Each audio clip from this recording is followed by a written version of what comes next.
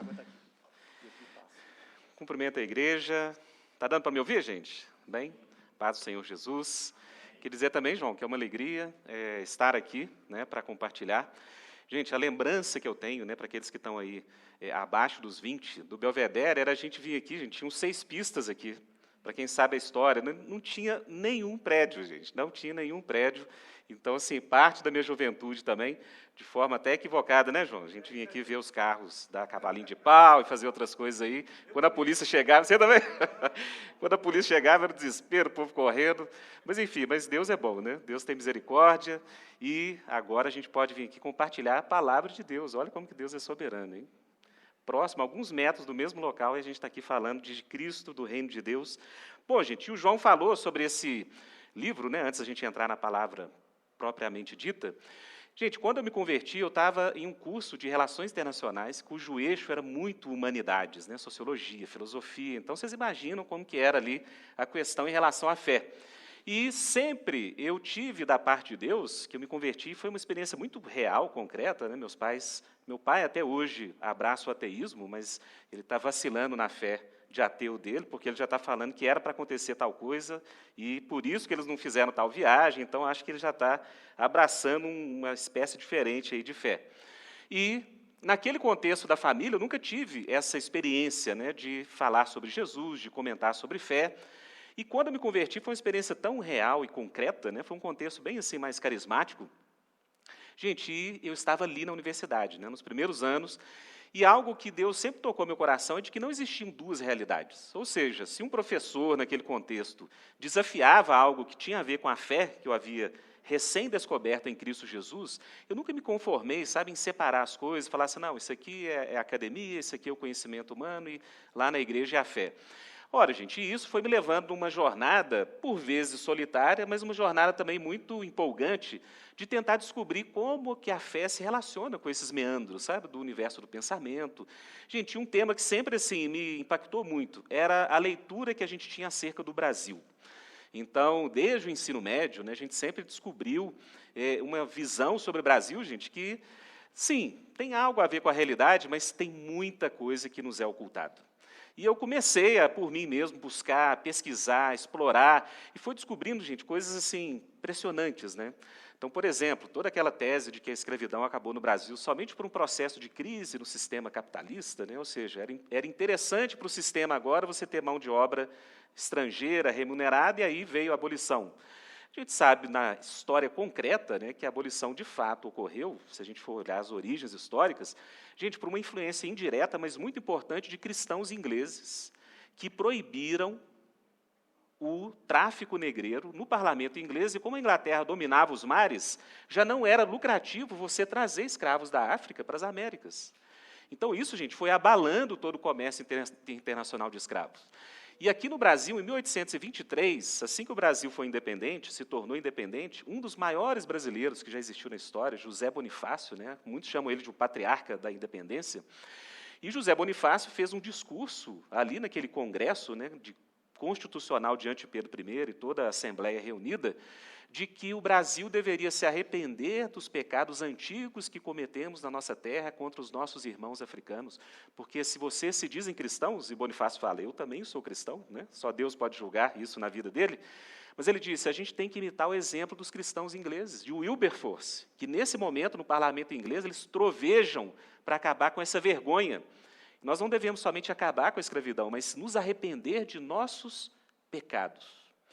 Ora, gente, e por aí vai, né? A gente tem várias referências, como o próprio Joaquim Nabuco, o grande abolicionista, que retornou à fé, depois de tê-la abandonado na juventude, escreveu talvez um dos livros mais profundos sobre a fé cristã na língua portuguesa, que é chamado Desejada Fé. Um livro que foi traduzido do francês, ele escreveu em francês, no original, para o português somente em 1995. Ou seja, o Nabuco cristão, e que associa toda a luta dele pelo Brasil com a fé dele, é algo que também nos é oculto. Gente, muitas coisas, né? Esse livro aqui tem histórias, histórias, histórias, e muita coisa que realmente a gente não encontra na nossa literatura aí. E quando eu fui falar na FEFIC, né, um festival de ficção cristã, algo que me animou muito, né? Tinham mais de 50 escritores de ficção cristã aqui em Belo Horizonte, foi há 3 semanas atrás, E eu comentei lá, o Marcos Almeida estava comigo, né, ele escreveu o livro junto comigo, mas quando o Marcos Almeida foi ao programa do Bial falar sobre a música dele na novela Vai na Fé, eles mandaram esse livro para o Bial, né, e o rapaz lá da FEFIC, ele brincou, falou que esse livro tem o selo Bial de qualidade. Porque o Pedro Bial recebeu o livro, leu e falou para o Marcos Almeida com todas as palavras que se tornou um livro de cabeceira para ele, que é um livro fundamental para a gente entender nosso país hoje.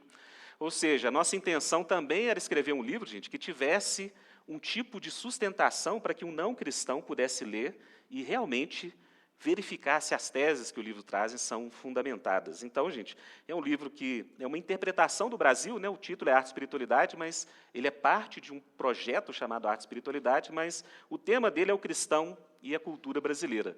Então, aqueles que tiverem interesse, né, no final eu vou estar lá, a gente pode fazer uma dedicatória para quem quiser, gente, é uma aventura, né? A gente explica o Brasil por meio de personagens históricos, a gente explica o Brasil por meio dos intérpretes que tentaram decifrar o enigma do Brasil, a gente passa pelos maiores, né, e aqueles que são também contestados, e na última parte a gente explica o Brasil por meio da arte e da produção cultural e artística que foi feita aqui nas nossas terras desde o descobrimento, passando aí pela arte clássica, pelo modernismo, né, arte contemporânea, gente, um tema que hoje influencia muito, né, os cristãos, como que a arte contemporânea se tornou um contexto de protesto até contra a fé. Então, gente, é um livro que eu creio que pode ser aí uma referência, né, para quem tem interesse pelo tema e de, como eu, né, quer que o olhar, aquele olhar que foi tocado por Cristo, tenha uma voz e um lugar nas formas da gente entender também nossa nação e nossa cultura. Amém, gente? Mas eu queria compartilhar, então, essa manhã com os irmãos, e eu trago aqui um abraço, né, da minha família, eles vão vir no culto das 6, do Pedrinho, da Bia e da Cintiane, minha esposa, mas eu queria compartilhar sobre a nação brasileira e o reino eterno de Cristo, para a gente meditar um pouquinho, é algo que toca, né, naquilo que o livro fala, mas eu creio que é uma palavra muito necessária para os nossos dias. Eu vou ler, então, Apocalipse, capítulo 7, versículos 9 e 10, depois eu vou ler outras passagens, mas esse vai ser o texto-chave da nossa reflexão, Apocalipse, capítulo 7, versículo 9 e 10. Acho que se passando aqui, ele vai ser projetado, né? Então, gente, esse é o tema, a nação brasileira e o reino eterno de Cristo, e este é o versículo que vai nos orientar na nossa reflexão. Diz assim a palavra de Deus: Depois disso olhei, e diante de mim estava uma grande multidão que ninguém podia contar, de todas as nações, tribos, povos, línguas, de pé, diante do trono e do Cordeiro, com vestes brancas e segurando palmas, e clamavam em alta voz: a salvação pertence ao nosso Deus, que se assenta no trono, e ao Cordeiro. Amém. Vamos orar mais uma vez, irmãos? Senhor nosso Deus, Pai querido, esta é a Tua palavra. Senhor Deus, a Tua palavra que tem o poder de fazer distinção, Deus, entre corpo e alma, juntas e medulas, e de confrontar o nosso ser mais interior, Deus, com a verdade que nos transforma. Pai querido, que a Tua palavra nos ensine, Deus, sobre este tema, que é um tema muitas vezes pouco refletido no contexto da igreja, ou até em pregações, mas que a Tua palavra nos fala sobre ele. Que o Senhor, pelo Teu Espírito, venha comunicar, Deus, a cada coração aqui essa manhã, no nome de Jesus Cristo, Teu Filho. Amém. Amém. Irmãos, falar sobre um tema, né, como o Brasil no culto é um desafio. Mas, de fato, gente, a Bíblia ela fala sobre questões e temas, né, que muitas vezes até fogem da nossa compreensão, da nossa reflexão no dia a dia, na própria palavra. Como eu comentei com os irmãos, né, a partir de um momento que eu comecei a lidar muito com a academia, como professor universitário também, professor em outros contextos, eu comecei a ter esse desejo intenso de saber o que a palavra de Deus, o que Deus tem a falar sobre questões culturais como Brasil, nações, o que isso tem a ver com a palavra de Deus para as nossas vidas. Ora, e conheci nesse caminho, né, de explorar novos autores, alguns que foram para mim uma referência, né? Por exemplo, um holandês chamado Abraham Kuyper, que foi um grande reformador pós-reforma, né? Ele viveu entre o século XIX e o século XX. Irmãos, tudo que você acha que um cristão pode fazer numa nação, ele fez. É impressionante. Ele fundou jornais, fundou revistas acadêmicas, ele separou a igreja estatal a igreja do Estado na Holanda, porque no próprio Kuyper ele tinha perdido a fé no seminário teológico e foi enviado como funcionário público para pastorear no interior da Holanda, que era um sistema que ainda existe na Holanda. Então, veja bem, os membros daquela igreja oraram pela conversão do Kuyper. O pastor era alvo de oração dos irmãos, porque eles sabiam que ele não cria na palavra de Deus. E o Kuyper teve uma experiência de conversão, então um dos objetivos dele foi esse, né? Olha, a igreja não pode ficar sob a tutela do Estado, porque, de fato, ela se torna um serviço público, e o reino de Deus não é um serviço público estatal. Então, gente, o Kuyper fez essa separação, né, da igreja reformada holandesa do Estado. Ele fundou uma universidade, a Universidade Livre de Amsterdã, que até hoje é uma das maiores da Holanda, apesar de que ela perdeu muito da influência cristã que tinha, e atuou, gente, em várias frentes, inclusive sendo o primeiro-ministro holandês, um dos melhores primeiros ministros da Holanda na história. Ele é muito celebrado como tendo tido uma boa gestão do país. Mas, na fundação dessa Universidade Livre, por volta do ano de 1889, o Kuyper fez uma palestra chamada sobre as esferas de soberania, e ele tem uma frase muito conhecida, né? E ele diz o seguinte: nenhum espaço de nosso mundo mental pode ser hermeticamente selado em relação ao restante. Essa é a primeira parte da frase que poucos conhecem. O cristão não pode ter duas mentes. Nenhum espaço de nosso mundo mental pode ser separado dos outros espaços. A gente tem que ser uma pessoa inteira. E a segunda parte, que é mais conhecida, ele diz: e não há um só centímetro quadrado em todos os domínios da existência humana sobre o qual Cristo, Senhor de tudo, não clame, é meu. Ou seja, para Kuyper, uma verdade fundamental é que o senhorio de Cristo, mais cedo ou mais tarde, vai ser reconhecido. A Bíblia diz que todo joelho se dobrará e toda a língua confessará que Jesus Cristo é o Senhor. E o Senhor, no sentido amplo, é o Senhor de todas as coisas. Cada partícula, cada átomo que existe, a Bíblia nos diz isso, eles só existem por causa de Cristo, foram criados em Cristo e para Cristo. Então, essa ideia do senhorio de Cristo, que permeia muito das Escrituras, me chegou também por influência de homens de Deus que viveram isso de alguma forma. E aqui no Brasil, irmãos, nós vemos hoje um tipo de contexto em que existe uma luta, digamos assim, pela alma da nação. Talvez você não seja, né, de partes que discutem cultura ou essa área de humanas, mas é assim, é uma verdadeira guerra. Por quê? Porque cada um quer ter a narrativa oficial sobre o que é o Brasil e sobre como a gente deve lidar com o país.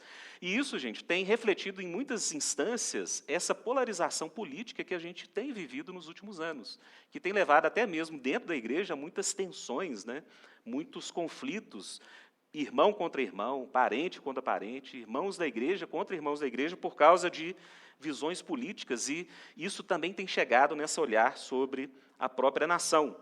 Então, se por um lado nós temos pessoas, né, que tentam colocar o Brasil como quase que um paraíso na terra, né, ou seja, o Brasil é maravilhoso, foi fruto de uma promessa feita em Portugal há centenas de anos, e hoje, né, conta essa narrativa, hoje muitos tentam colocar o Brasil como um país que não foi uma bênção na sua história, mas não, o Brasil, a gente tem que conservar tudo aquilo que é de bom no nosso passado. Ora, gente, tem um problema fundamental nessa narrativa, que é o quê? O fato de que o Brasil, de fato, tem muitos problemas no seu passado. O Brasil tem muitas manchas que o pecado deixou na nossa história. E só querer conservar aquilo que o Brasil tem no seu passado não seria, no caso do Brasil, algo muito sábio. Talvez alguém que mora nos Estados Unidos ou na Inglaterra, que tem um passado glorioso e até de influência do próprio Evangelho, falar em conservar coisas que já não existem, pode fazer muito sentido, ou que estão sendo desafiadas. Mas no Brasil, eu tenho minhas dúvidas até hoje quanto a isso. De fato, o Brasil tem coisas boas para se celebrar, mas a gente tem muita coisa ainda para superar diante de Deus, em se tratando de uma nação. Do outro lado, gente, tem aquelas pessoas que, ao contrário dessa primeira versão, né, colocam o Brasil como um grande desastre. Ou seja, o Brasil é um contexto somente de opressões, de classes, e aí, gente, as políticas de identidade, que hoje tomam muita força, principalmente na mídia, tentam colocar isso, né, de que o Brasil como nação deve ser abandonado como foco para a gente olhar a história, e o que deve se focalizar são as lutas dos grupos específicos. Os negros, as mulheres. E aí, gente, você tem uma verdadeira colcha de retalhos, onde cada grupo tenta trazer a sua versão de por que ele, como um grupo oprimido, tem que ter algum tipo de correção histórica nos dias de hoje. Ora, gente, mas o que essas políticas de identidade e essas leituras têm feito é, na verdade, fragmentar qualquer sentido de nação que nós temos. qualquer sentido de coesão de nação vai sendo fragmentado, e o que ocorre no final das contas é que cada grupo luta contra o outro grupo para ver qual narrativa se torna dominante, para você ter aí correções históricas, ações afirmativas, coisas que não é ou não cabe nos falar aqui, mas que existem. O ponto, então, existe um desafio para a gente entender minimamente o lugar de nação no reino de Deus. O que Jesus teria a ver com nação? Será que Cristo teria somente o interesse de salvar pessoas individuais e levar para a glória, ou Cristo e o reino de Deus têm mais relação com aquilo que nós chamamos, de contextos mais culturais e amplos? Ora, gente, e se tem, como a igreja deveria se envolver com isso? Porque o grande problema de muitas igrejas é o ativismo com a qual elas se lançam quando creem que o reino de Deus tem alguma relação com algo que está fora do contexto da igreja local. E a forma que muitos cristãos têm feito isso, gente, tem sido talvez um remédio pior que a própria doença. Porque muitos têm transformado o evangelho num ativismo político e cultural que tira de nós aquilo que é mais importante, que o pastor João falou, a vida em conjunto, vida em comunhão, e seguir a Cristo no nosso dia a dia. Ora, mas a Bíblia diz sim que o reino de Deus tem uma relação com nações. No Antigo Testamento, você tem uma promessa, por exemplo, de Ageu, capítulo 2, versículo 7, em que, olhando para o Messias, e os livros dos profetas menores do Antigo Testamento, irmãos, todos eles colocam aquela expectativa de que não é somente voltar do exílio que Deus quer fazer com Israel. As promessas de que a glória da segunda casa seria maior que a primeira, aquelas promessas de que viria aquele que seria a luz dos gentios, ou a própria promessa que Deus dá a Abraão, quando ele diz que na sua descendência seriam benditas todas as famílias da terra. Deus tinha promessas para além da nação de Israel. Em Ageu, capítulo 2, versículo 7, tem uma específica acerca de Cristo Jesus que é muito relevante quando a gente fala de nações, porque Deus diz o seguinte por meio do profeta Ageu: e farei tremer todas as nações, e virá então o desejado de todas as nações. E encherei esta casa de glória, diz o Senhor dos Exércitos. O desejado de todas as nações, ou aquele que seria a luz para os gentios e para os povos, esse é Cristo Jesus. Sim, irmãos, a Bíblia tem algo para dizer acerca das nações. E sim, Cristo quer ser exaltado em todas as nações. E o primeiro ponto para a gente responder essa grande questão acerca de uma nação como o Brasil e o reino de Deus é a gente buscar o mínimo que a Bíblia nos tenha de referência acerca de nações. Nações, elas são refletidas no plano de Deus nas Escrituras. Irmãos, por incrível que pareça, a Bíblia tem uma teologia da nação. Você pode construir, por meio das Escrituras, uma noção muito clara do que Deus tem como intenção para as nações. É algo muito interessante e importante para as nossas vidas. Então, vejamos, nós lemos aí em Apocalipse, no capítulo 7, versículos 9 e 10, de que João, tendo uma visão, quando o céu se abre, você tem em Apocalipse várias instâncias de visões distintas, coisas que passaram, coisas que estavam ocorrendo e coisas que viriam a ocorrer. E esse trecho de Apocalipse 7 tem a ver com as coisas que iriam ocorrer. Então, essa visão se abre para o apóstolo João. Depois disso, olhei, e diante de mim estava uma grande multidão que ninguém podia contar. Glória a Deus, irmãos. Um grande pregador chamado Charles Spurgeon, ele disse o seguinte: a Bíblia nunca diz isso acerca do inferno, uma multidão que ninguém podia contar, mas acerca do céu ele diz que havia nos céus uma multidão que ninguém podia contar. Agora, irmãos, o que é muito interessante é que a Bíblia especifica algo daquela multidão, e eram pessoas de todas as nações, tribos, povos, línguas. Irmãos, talvez tenha passado desapercebido quando nós lemos em Apocalipse, alguns falam, olha, isso aqui é somente um motivo para a gente fazer missões transculturais, pregar o evangelho em todas as nações. Sim, esse texto fala sobre isso. Mas outro ponto que esse texto traz muito interessante e importante é a identidade nacional de cada um daqueles que foram remidos no sangue de Cristo Jesus, de alguma forma, permanece. Já pararam para pensar nisso? Ou seja, nos colocando aqui no lugar dessa promessa, talvez João tenha visto ali brasileiros naquela visão, e ele discerniu que eram pessoas de nações distintas. Ou seja, a identidade nacional de cada pessoa salva está, segundo o Apocalipse, sendo transferido para a eternidade. Isso é um grande mistério. Um amigo querido, um teólogo, que tem produzido muita coisa boa no Brasil, Gutierrez Siqueira, que é um assembleiano com uma teologia muito rica, alguém que faz um diálogo muito importante com outras igrejas. Eu entrevistei ele acerca do livro que eu mandei para ele ler, e ele chegou a um ponto e falou assim: Rodolfo, eu creio que vai ter samba no céu. Vai haver samba no céu. Eu não chegaria tão longe, mas, de fato, o que as Escrituras nos dão a entender que, se as nações são parte do plano de Deus para todas as coisas, provavelmente coisas boas que foram criadas na história da criação serão transfiguradas pelo Criador para a eternidade. Irmãos, Gênesis 1, 28, o primeiro mandamento que Deus dá ao ser humano, quando ele termina de criar todas as coisas e cria o homem à sua imagem e semelhança. Gênesis 1, 28 e Gênesis 2, versículo 15, é chamado, em termos teológicos, de um mandato cultural. Ou seja, o que Deus queria com esse ser humano que foi colocado na criação, recém-feita? Deus plantou um jardim, colocou o homem à sua imagem e semelhança ali, e Deus diz o seguinte: e Deus os abençoou e lhes disse: frutificai e multiplicai-vos, enchei a terra, sujeitai-a, dominai sobre os peixes do mar, sobre as aves do céu, sobre todo animal que se move sobre a terra. Irmãos, eu costumo brincar no contexto do Labri, um ministério de ensino que a gente começou aqui no Brasil, que muitos cristãos acham que a visão bíblica do paraíso é como se fosse um ócio eterno. Não tem nada para fazer. Só ficar ali contemplando. As pinturas medievais sobre o paraíso geralmente implicam isso, Adão e Eva estão lá nus, não tem nada para fazer, a árvore está ali, a serpente aparece, pelo menos a serpente trouxe alguma empolgação, alguma, digamos assim, algum tipo de estímulo na história. Irmãos, não é isso que a Bíblia coloca.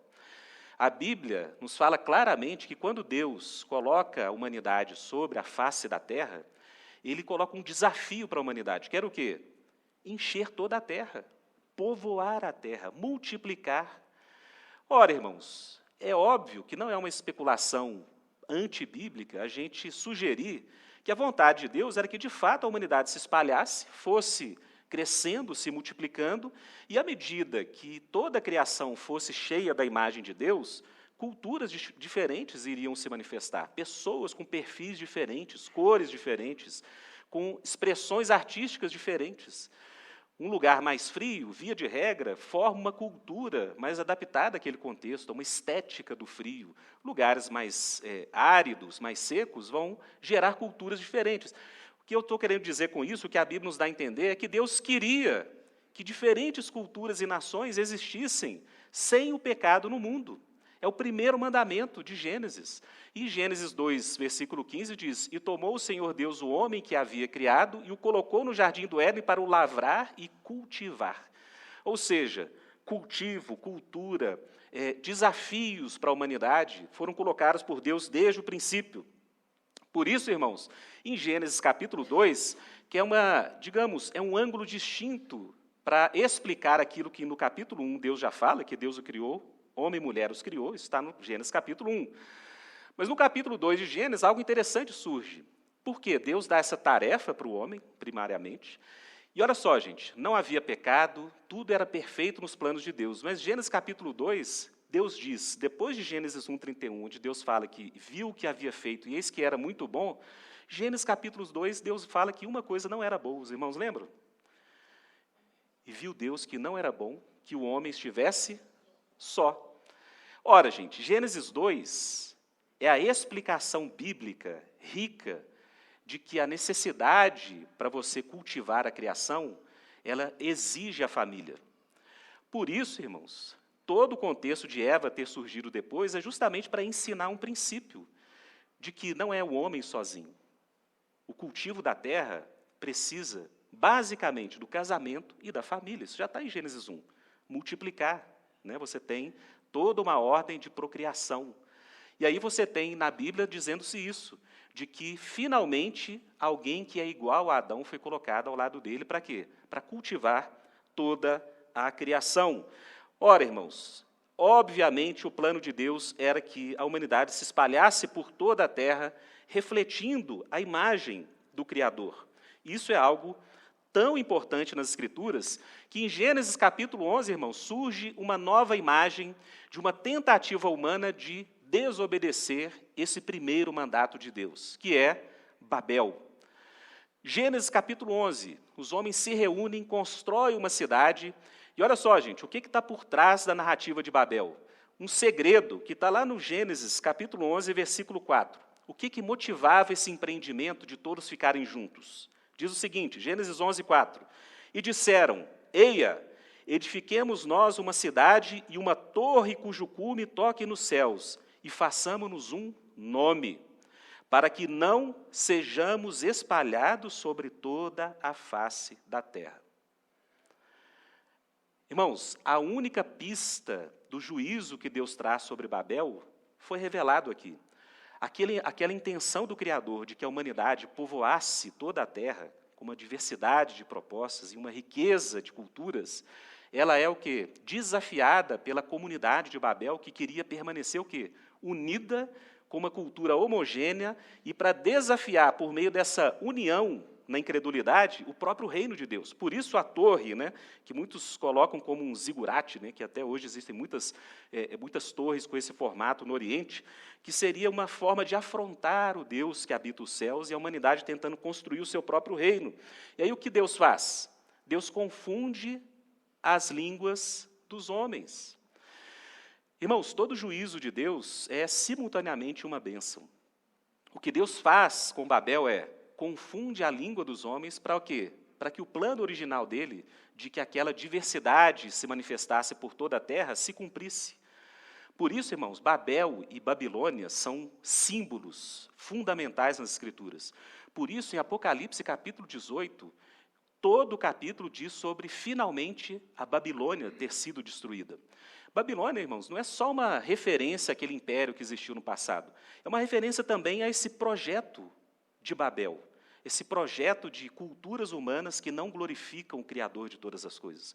Culturas humanas, como diz em Apocalipse 18, que fazem comércios de homens, comércios de almas, e cujo comércio também é fundado na impiedade. Esse é o juízo sobre Babilônia em Apocalipse capítulo 18. E aí, irmãos, nós começamos a ter uma noção de que Deus quer, de alguma forma, que as nações existam. E que é a vontade de Deus que, na sua diversidade por toda a terra, Deus seja glorificado a partir dessas diferenças. Por isso, João vê pessoas de todas as tribos, povos, línguas e nações adorando o Senhor. Essa identidade nacional, de alguma forma, é transferida para a eternidade. Irmãos, isso é tão importante que João capítulo 7 é uma visão nos céus. E eu costumo brincar com a igreja, né, os lugares que eu falo, mas é algo muito sério. Para ler Apocalipse, irmãos, a gente tem que ir até o fim. Por quê? Porque em Apocalipse 21 e 22, todas aquelas visões muito misteriosas do céu, seres viventes com olhos por dentro e por fora, todas aquelas feições, né, que são difíceis de interpretar, de repente, em Apocalipse 21, João vê a consumação de todas as coisas. E eis que vi novos céus e nova terra. Irmãos, a imagem da eternidade é descrita com vários detalhes a partir de Apocalipse capítulo 21. E diz que a cidade que foi preparada nos céus por Cristo Jesus, ela é o quê?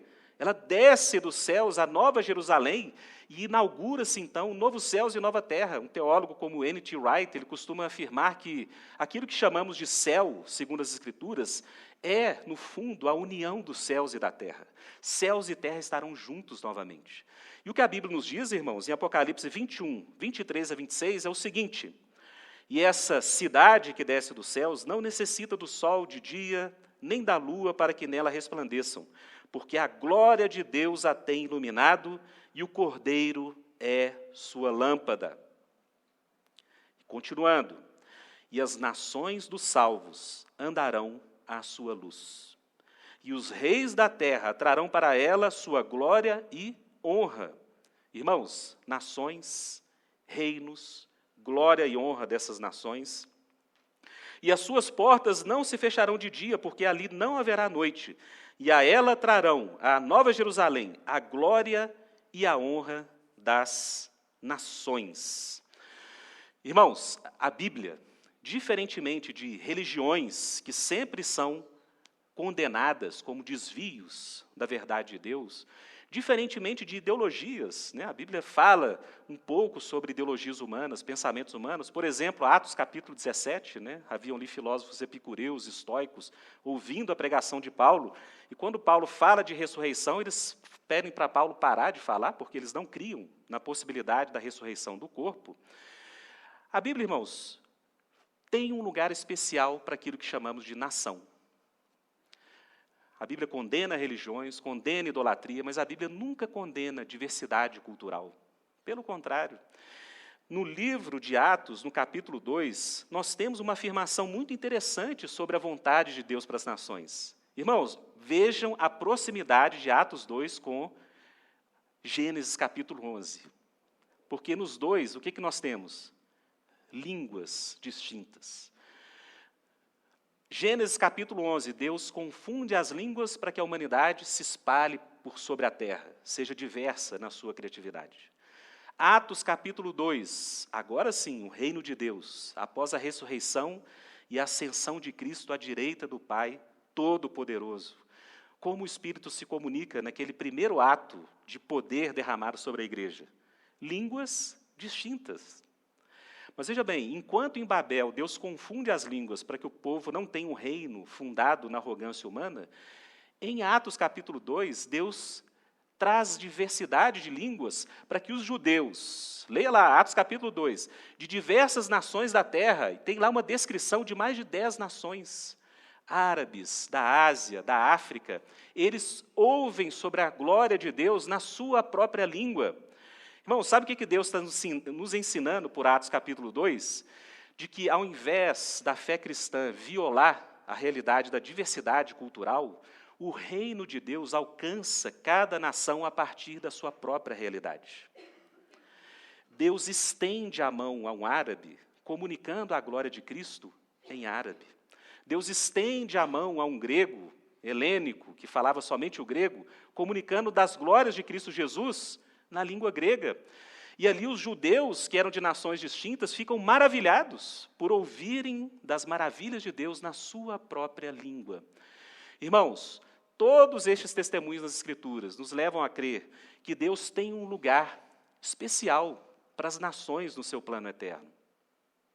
Cristo não quer somente salvar indivíduos que não tenham identidade cultural ou que não tenham nenhuma identificação com o contexto em que eles foram criados. Atos capítulo 17, Paulo fala para os atenienses que Deus, desde a antiguidade, ele separou os povos por fronteiras que ele definiu de forma prévia e tempos para que eles buscassem, ainda que tateando a face de Deus. Paulo dá a entender que toda a distribuição de povos por sobre a face da terra é parte do plano soberano de Deus. Mas como o reino de Deus se manifesta nas nações? A partir do Filho Jesus Cristo. Cristo Jesus é o Rei que vai ser exaltado e é o Rei que vai ser reconhecido diante de todas as nações da terra. Ora, nação, pelo que nós vimos, reflete a vontade criacional de Deus, ou seja, Deus queria que a humanidade se espalhasse numa diversidade de manifestações. E nações, irmãos, como nós vimos em Apocalipse 7, Apocalipse 21, Atos capítulo 2, reflete também a vontade redentiva do Criador. Existe um lugar para a nação no plano eterno de Deus. E o que isso nos faz pensar sobre nós como brasileiros? Olha, um primeiro ponto que eu comuniquei aqui é que, de fato, provavelmente, a identidade nacional dos salvos vai permanecer para a eternidade. A Bíblia nos dá todas as pistas de que isso é algo que provavelmente vai ocorrer. Porque, irmãos, lembre-se disso, Deus ele não vai destruir a criação e anular tudo o que ele fez na história da sua criação. Deus ele vai transfigurar tudo e vai eternizar tudo por meio de Cristo Jesus. Essa é a promessa que nós temos da ressurreição dos corpos. Ou seja, aquilo que você carrega na sua vida com o seu corpo, as marcas daquilo que você foi, de alguma forma Deus vai ressuscitar isso. Porque Paulo diz em 1 Coríntios capítulo 15, assim como Deus ressuscitou a Cristo Jesus dentre os mortos, nós que estamos em Cristo Jesus seremos também ressuscitados na semelhança da sua própria ressurreição. Ora, Cristo Jesus, ressurreto, ele compartilhava coisas que os apóstolos reconheciam da sua vida anterior à morte, da cruz. Você vê ali na caminhada dos discípulos de Emaús, eles identificaram Cristo, de repente, quando ele partiu o pão. Ou seja, a Bíblia nos diz que a ressurreição guarda continuidades com aquilo que houve antes e também descontinuidades.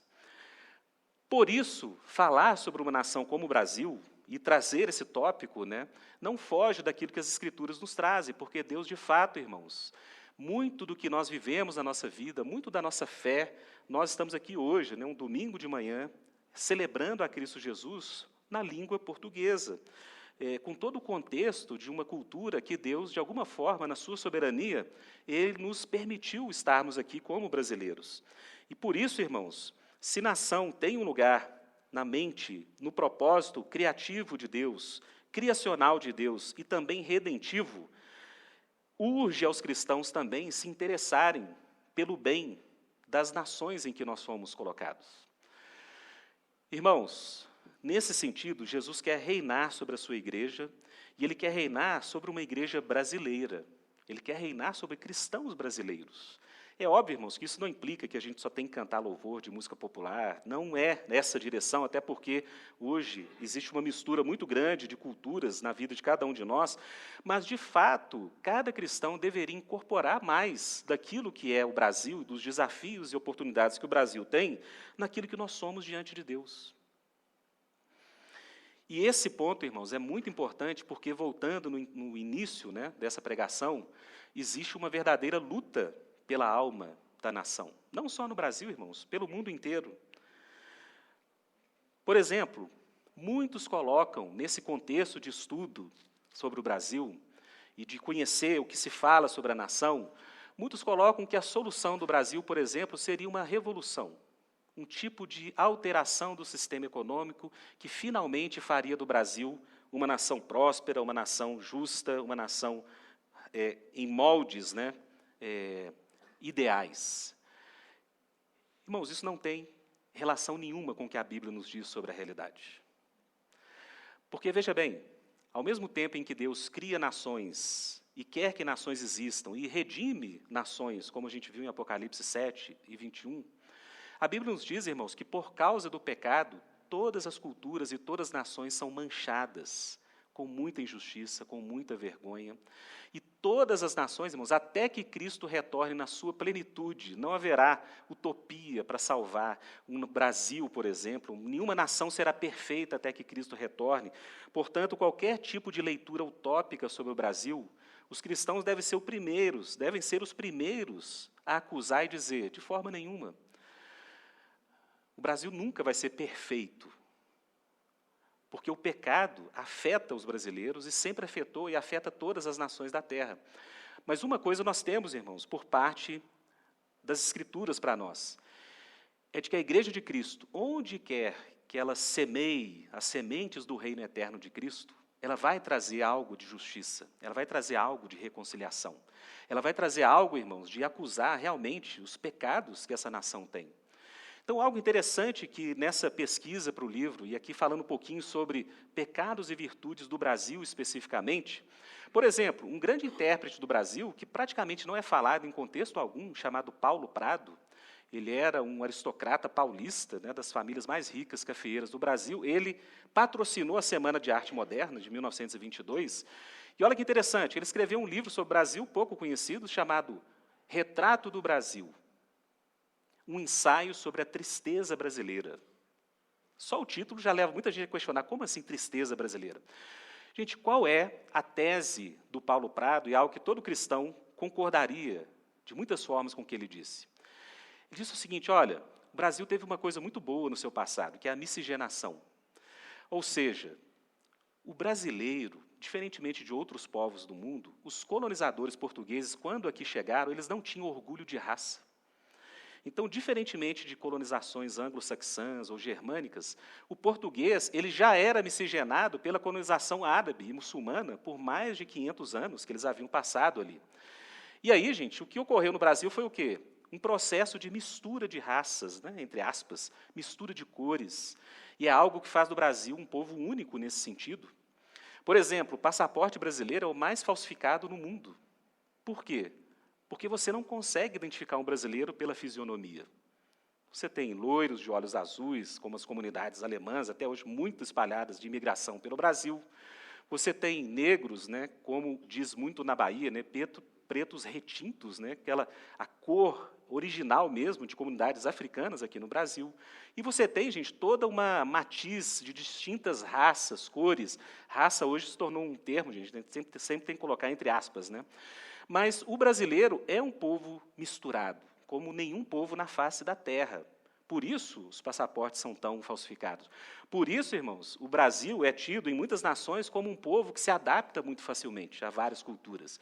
Por isso, muitos têm uma esperança de que o Brasil seja, de fato, e já começa a ser um grande celeiro missionário para as nações, porque é um povo muito capaz de se adaptar, muito capaz de, digamos, conviver em contextos distintos. O Brasil consegue fazer essa mistura, e isso, gente, é um ponto positivo da nação. Mas Paulo Prado lembra de algo que até hoje é um desafio para o Brasil como nação. É que a miscigenação ocorreu em um tipo de ambiente onde não havia estrutura familiar. Ou seja, a maioria dos portugueses que chegaram para colonizar o Brasil eram solteiros e havia entre as tribos ou comunidades originárias no Brasil uma instituição chamada cunhadismo, ou seja, se você queria ter parceria com alguém para fazer guerra com outras tribos ou fazer alguma aliança, os índios das tribos ofereciam as irmãs para se casarem com os estrangeiros. E havia poligamia, havia todo um sistema, gente, caótico em termos de estrutura familiar. O Paulo Prado coloca o dedo na ferida e diz, olha, por mais que o Brasil tenha coisas belas no seu passado, tenha as comunidades originárias, houve a miscigenação, mas o Brasil, em todo o período colonial, foi marcado pela luxúria, pela incontinência sexual. Ou, nas palavras de Gilberto Freire, um dos grandes intérpretes, diz que a colonização no Brasil se deu em um clima de profunda intoxicação sexual. Ou seja, pouca estrutura familiar. Os colonizadores, a maioria deles eram solteiros, os que vinham com famílias também tinham muita dificuldade de manter essa estrutura aqui. E algo muito interessante que o Paulo Prado diz é que a única voz de virtude, a única voz de disciplina que o Brasil teve nessa era colonial foi justamente do grupo de missionários cristãos que vieram aqui evangelizar os povos originários. Hoje, você falar dos jesuítas é quase uma blasfêmia, né? Porque é tido como um grupo que corrompeu a cultura bela, originária do Brasil. Olha, há dúvidas quanto a isso, né? Por quê? Porque, de fato, o que Paulo Prado diz é o único grupo que tendeu a ensinar disciplina, virtude, família, casamento, apesar deles serem, né, via de regra, celibatários, foram os jesuítas que chegaram aqui. Coisas ruins vieram com os jesuítas, sim, a gente não pode negar, entre elas as doenças, mas, nas palavras de Paulo Prado, a única virtude e dedicação, o único grupo que tinha um elevado ideal, para além de somente riqueza, para além de somente alianças para guerrear, foram os cristãos que chegaram aqui para evangelizar os povos, por mais que a gente discorde do método que foi colocado. Um outro ponto que ele diz, que é uma marca do Brasil, mas antes de falar sobre ele, irmãos, eu trabalhei anos com projetos sociais em comunidades de periferia carentes. É patente. A incontinência sexual e a falta de estrutura familiar continua sendo um dos maiores desafios do país. Você cuidar de crianças que têm uma mãe de 18 anos, com 5 irmãos, e elas nunca conheceram um pai, e a cada mês um parceiro diferente aparece na casa, irmãos, isso é um dos maiores desafios que o Brasil tem. Mas ninguém coloca isso como uma realidade desafiadora. Vocês já pararam para pensar? Por quê? Porque hoje o discurso de inclusão é você dizer que todas as famílias são válidas, todas as estruturas são positivas, mas, de fato, hoje o maior desafio de periferias brasileiras continua sendo um pecado. É a incontinência sexual. É o homem que gera filhos e não se responsabiliza por aquilo. É aquele que quer ter o prazer do sexo sem os ônus e os compromissos que a relação sexual traz, principalmente quando gera filhos. Isso sem comentar problema de abortos e outros problemas. Ou seja, há muito no contexto brasileiro que a fé cristã e que a virtude de Cristo nas nossas vidas podem trazer cura substancial. Uma outra questão que é comentada por Paulo Prado seria a cobiça, ou seja, a colonização de todo o interior do Brasil, né, inclusive as cidades históricas mineiras, né, de Mato Grosso, Paraná, todo esse grande território que era inocupado e desocupado foi, digamos, ocupado e colonizado a partir daquilo que Paulo Prado chama da cobiça do ouro e a cobiça do tráfico de escravos indígenas. Ou seja, a expansão bandeirante do Brasil, que é muito louvada principalmente pelos paulistas, ela também é carregada, irmãos, de pecados, de abusos, de injustiça. A escravidão que graçou no Brasil por mais de 300 anos foi algo que até hoje traz marcas profundas para a nação, a injustiça que foi feita, a tentativa de colocar o negro numa qualidade que não era compartilhada com aqueles que carregam a imagem de Deus. Quando os primeiros brasileiros chegaram aqui, já havia uma bula papal que dizia que os índios eram seres racionais e que podiam ser evangelizados, que deviam ser evangelizados. Mas em relação aos negros, irmãos, não havia nenhuma reflexão sobre a dignidade deles. Mas, de fato, assim como eu tenho dito sobre coisas que não nos são ensinadas, os primeiros aqui no Brasil que defenderam a dignidade dos negros foram cristãos. Inspirados, por exemplo, por Bartolomeu de las Casas, que defendeu o direito dos povos originários na colonização do México, que era um monge dominicano e que disse isso, que evangelizar os povos não correspondia a abolir suas culturas, mas que eles deviam ser respeitados na sua dignidade. Ora, irmãos, em relação ao país chamado Brasil, nós temos desafios, porque a história da humanidade é uma história de uma luta diante do reino de Deus e diante do reino das trevas.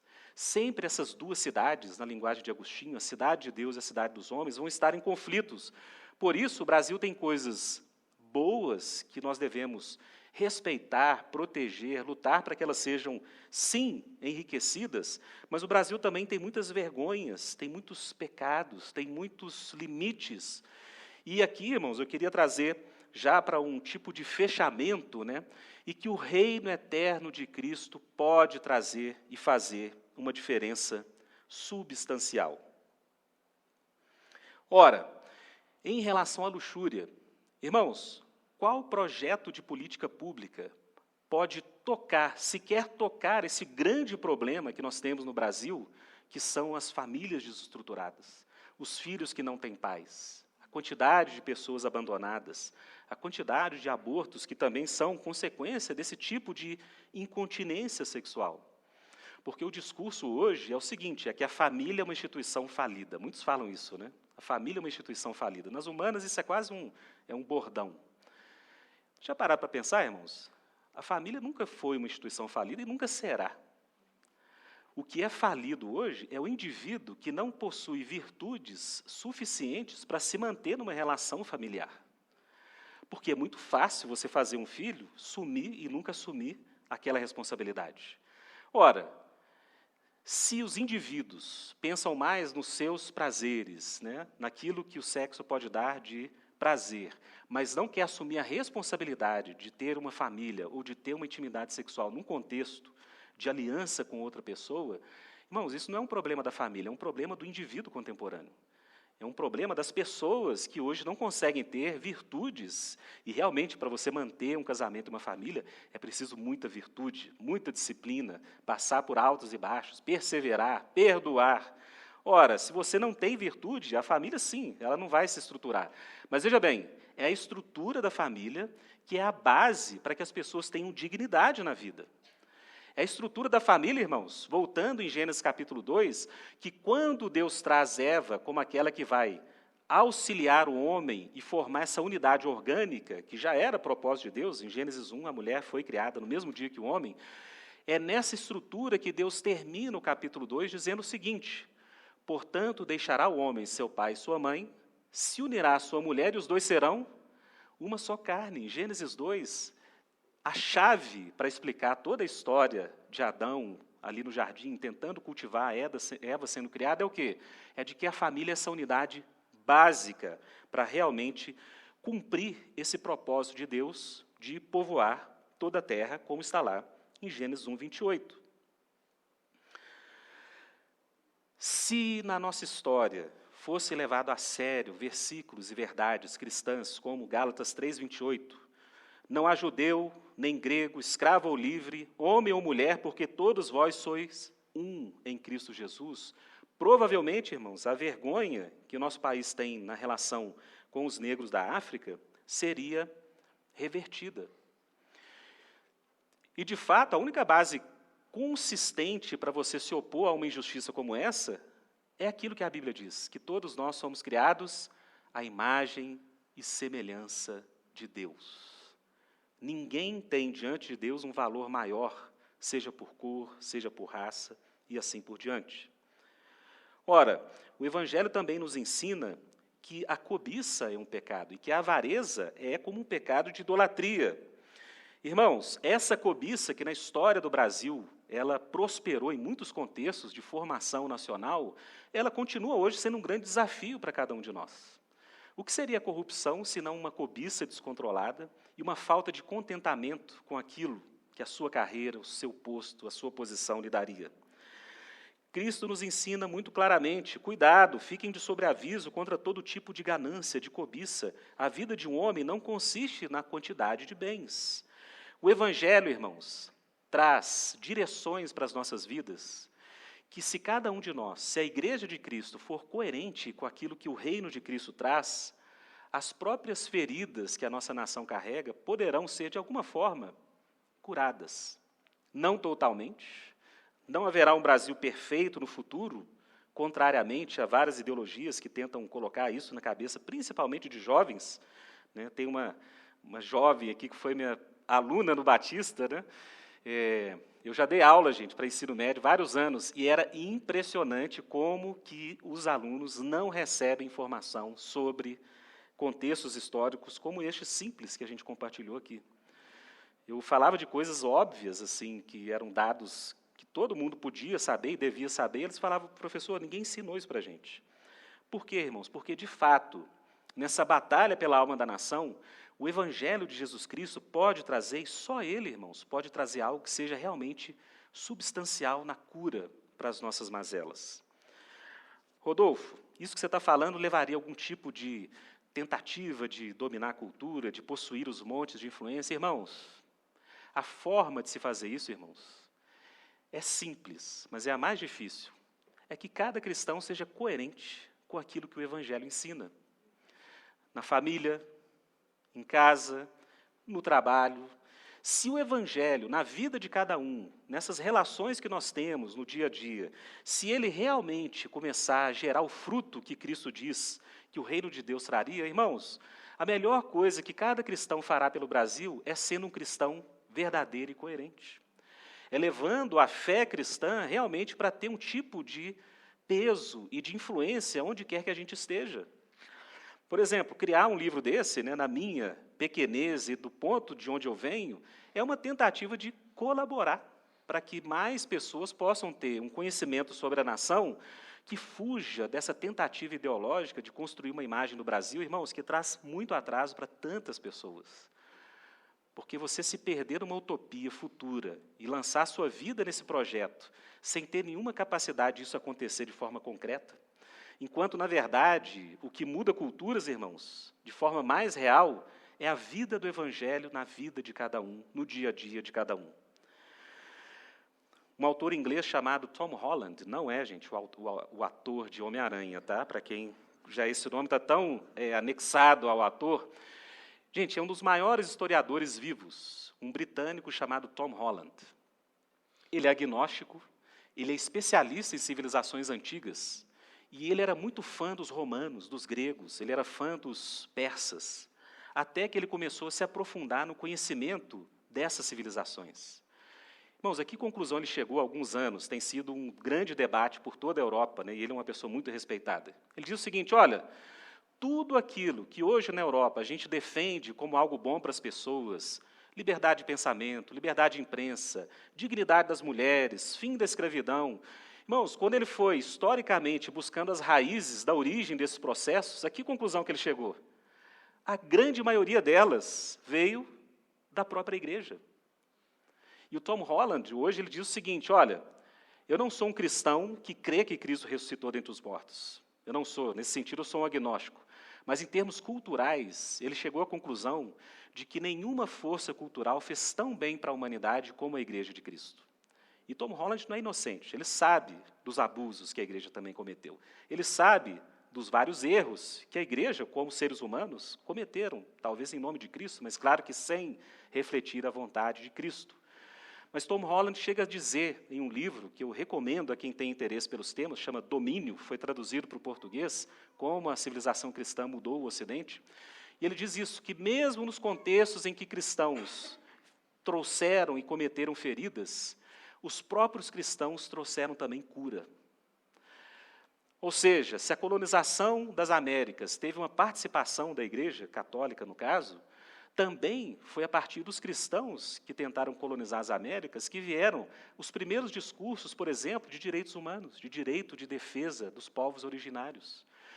Ou seja, em todos os contextos em que ele estudava, ele chegava à conclusão de que as civilizações antigas eram profundamente cruéis. E ele diz com todas as palavras, olha, gente, os romanos, que eu considerava como grandes referenciais históricos, eles eram muito maldosos. Não pensem que os romanos eram bonzinhos, eles eram muito cruéis. A própria cruz de Cristo é um artefato e um símbolo do que Roma fazia.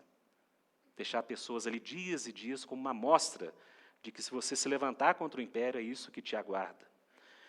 Irmãos, o reino eterno de Cristo é a prioridade de cada um de nós. O Brasil, na sua história, tem muitas vergonhas acumuladas. O Brasil tem muitos desafios, mas o Brasil também tem muita coisa boa. Eu queria, para concluir, deixar essa palavra de que a melhor forma de cristãos fazerem o bem para o Brasil é sendo coerentes com a fé que Cristo nos dá. Principalmente nos contextos em que nós vivemos, no nosso dia a dia, algo que o João falou aqui de forma tão importante.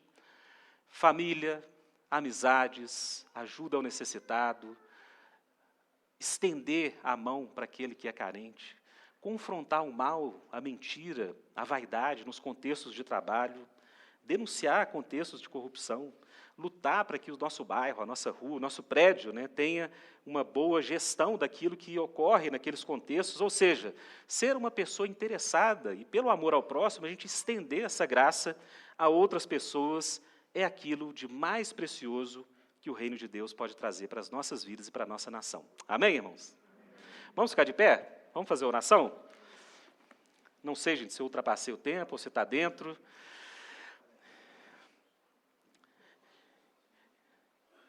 Irmãos, a palavra de Deus diz claramente, por todas as Escrituras, que é por meio de Cristo Jesus que as obras do diabo seriam desfeitas. Gênesis 3,15, a promessa do Evangelho já é dada ali, porque Deus fala para Satanás que da semente da mulher viria aquele que lhe pisaria na cabeça.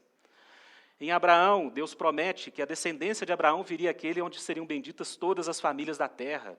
Por todo o Antigo Testamento, irmãos, Jesus é a luz das nações, é a luz dos gentios, é a esperança dos povos. Essa igreja aqui, plantada em Belo Horizonte, em 2023, é uma resposta do reino de Deus para o Brasil como nação também. Amém?